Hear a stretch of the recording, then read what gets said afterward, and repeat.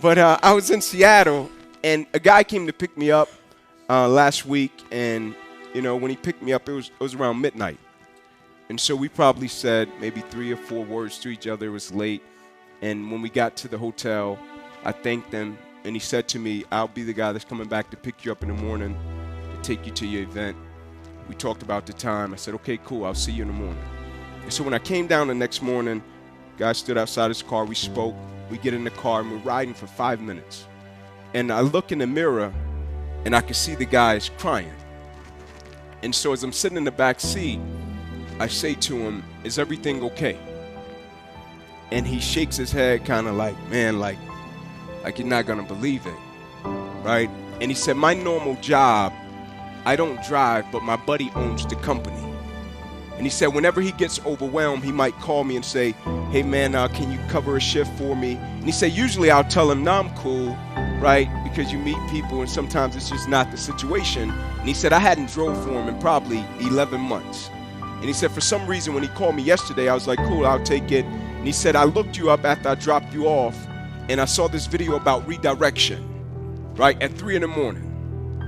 And he said it gave me purpose. He said, but the reason I'm crying is because I just lost my wife, right? And when he said it, I thought to myself, like, how do you smile after that? Right? Because I know every single day I look at my wife and what my wife means to me. And even when I lost my grandmother, I thought to myself, would I ever be able to smile and laugh again? And so I posed a question to him. How did you get up and simply put one foot in front of the other and walk out of the door and continue your routine? He said, well, I got 2 daughters. He said, before I get to that, I want to tell you something, because it wasn't like it was all good the whole process, and my wife had been sick for over 30 years, right? And he said, we got to a point in the sickness to where we hit a rough patch. And he said, she would scream at me, I would scream at her, and I felt as if I was trapped in a situation, and the Creator knew I couldn't leave the situation. And so I would say to the Creator, you know I can't leave and my wife is sick.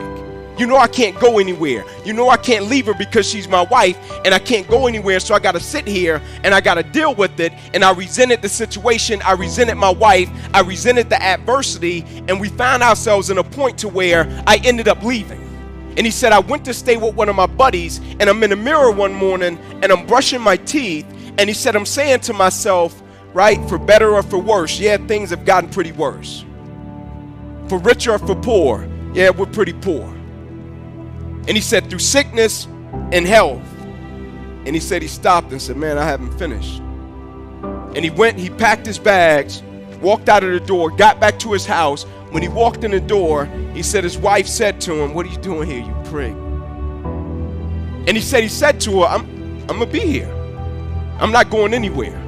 He said, so either we can figure out how to make it work, how to deal with it, adjust, or we can sit here and we can just be miserable and mad because the situation has happened that's out of our control and we didn't expect it. Like, I believe in life, you got 2 separate people. You got champions, right? And they go through things in life that are self-inflicted. They bring it upon themselves. They get through it. They say, man, I got through it. And then you got warriors.